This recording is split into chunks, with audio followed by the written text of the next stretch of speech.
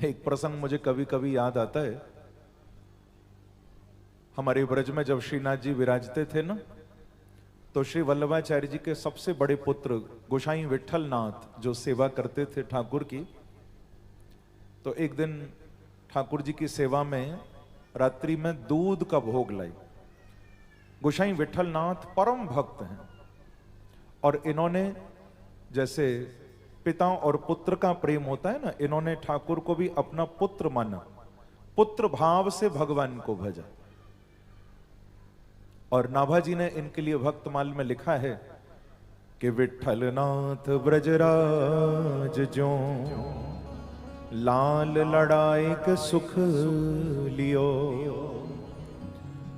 बल्लभ सुत बल भजन के कल युग में द्वापर कियो। इतना ठाकुर जी से लाड़ लड़ाया गोसाई विठल नाथ ने, ऐसा लगा मानो इनके उस प्रेम के कारण कलयुग में फिर से द्वापर आ गया। बल्लभ सुत बल भजन के कलयुग में द्वापर की। जैसे नंद बाबा लाला कन्हैया से लाड़ लड़ाते थे, ऐसे ही गोसाई विठल नाथ जी श्रीनाथ जी से लाड़ लड़ाते। तो मैं आपको बता रहा था, एक दिन रात्रि का समय, ध्यान से सुनिएगा, रात्रि का समय और दूध को भोग लगा रहे हैं, बाहर पद गाए जा रहे हैं ठाकुर जी के, दूध को भोग लग रहा है। जैसे ही दूध रख के गोसाई विठल नाथ बाहर निकले और कहकर कि लाल जी आप दूध आरोगो, दूध को भोग लगाओ, ऐसो कहकर निकले ही है। पीछे से ठाकुर जी ने आवाज लगाई, बाबा बाबा। गोसाई विठल नाथ जी ने मुड़ के देखा, ठाकुर जी बात करते थे साक्षात। आजकल हमसे बात नहीं करते भगवान। क्यों? क्योंकि हम लोग कब बात करते हैं भगवान से? करते हो कभी? देखो, घर में बच्चा छोटा हो तो क्या पैदा होते ही बोलना सीख जाता है, या तुम लोग धीरे धीरे बोलना सिखाते हो? बताओ। बच्चा घर में छोटा होगा, आप लोग बोलते हो ना धीरे धीरे, और फिर वो भी देख देख कर सीख जाता है, और एक एक शब्द सीखते सीखते वाक्य बनाने लगता है।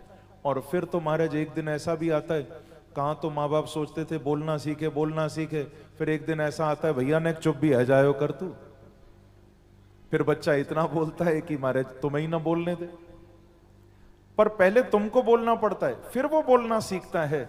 भैया घर में भगवान को बिठाया है तो थोड़ी देर बैठकर ठाकुर जी के सामने उनसे दो बातें रोज किया करो। अगर तुमने बातें करनी शुरू कर दी तो एक दिन बांके बिहारी भी बातें करनी शुरू कर देंगे आपसे। थोड़ा थोड़ा बोलना तो सीखो ठाकुर के सामने बैठकर, वो भी सीख जाएंगे धीरे धीरे। पहले तुम तो बात करो। तो गोसाई विठल नाथ को आवाज लगाई, बाबा बाबा। मुड़ के देखो, लाल जी कहां बात है गई? तो दूध की ओर इशारा करके भगवान कह रहे हैं स्वयं, बाबा आपने ये दूध को भोग लगायो है ना, ये दूध मोकू फीको लगे है, ये मीठो ना है। बोले लाल जी हमने तो मीठो डालो है, सके फीको रह गए हो, कल ते और डाल देंगे, आज भोग लगा लो। तो अगले दिन गोसाई जी फिर जब दूध का भोग लाए, खूब मीठा डाल के जब रखो, लाल जी भोग लगाओ, चले ही। फिर ठाकुर जी ने आवाज लगाई, बाबा बाबा। लाल जी आज कहां बात है गई? बोले आज तो आपने इतनो मीठो डाल दियो कि पियो ही ना जा रो मोते दूध, इतनो मीठो कर दियो। गोसाई जी बोले कोई बात नहीं, कल से कोई और व्यवस्था बनाएंगे।